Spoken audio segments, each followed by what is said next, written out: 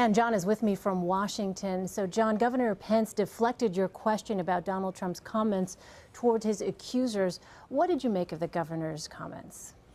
Well, he does a lot of deflecting. He's being a good running mate. But I think the left unanswered is a question about Donald Trump's behavior in the present moment. Mike Pence kept talking about how it was 11 years ago that Donald Trump was caught on the tape. Well, first of all, there's no statute of limitations on those remarks. But more to the point, it's a question of how he's behaving now towards these people making allegations.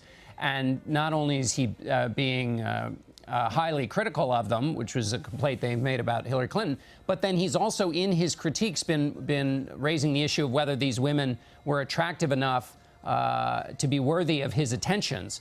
That seems to be underlying the charge that's being made at him at the same time. Mike Pence wouldn't address that, but it's still out there, and it's one of the reasons, undoubtedly, that Donald Trump is doing so poorly in our battleground tracker with women voters. Let's talk about the Democrats. You asked Senator Tim Kaine about the latest WikiLeaks release, including emails that seem to show Hillary Clinton trying to tell voters a different story than what her actual position is on some emails. Let's go ahead and listen to some of that.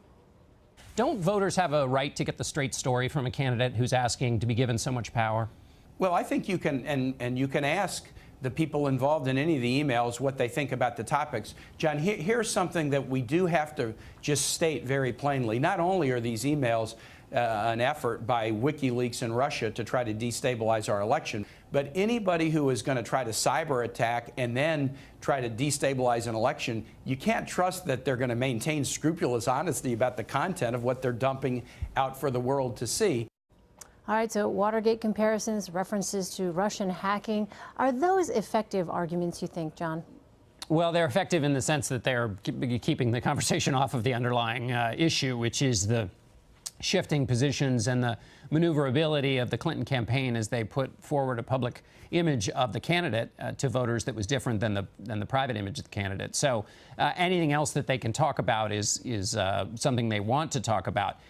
On the other hand, it is true that these are stolen emails and that this is a national security question. It's a global question as American voters think about the relationship between the United States and the Russians.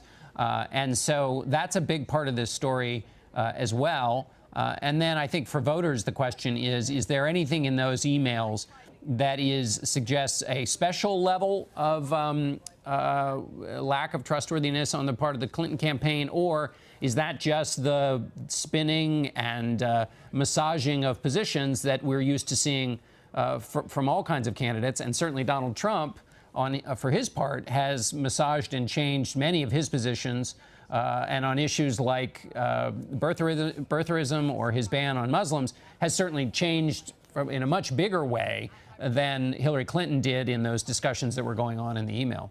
John, looking back at the past week, Hillary Clinton has relied on surrogates, most notably First Lady Michelle Obama, to hit Donald Trump over sexual assault accusations. How delicate is this issue for Secretary Clinton? Well, I think Michelle Obama's speech was, as a matter of politics, very effective, because Michelle Obama is separate and apart from the drama of the Clinton years and obviously anything having to do with Bill Clinton and his character issues. But Michelle Obama can witness for women to what it's like to have yourself, your gender, talked about as property in this way. And so when she makes that claim, it's something that other women can identify with. And it doesn't come from the sort of traditional corners of the conversation. And so it has a chance to resonate a little bit more. All right. John Dickerson in Washington. John, thank you. Thanks, Elaine.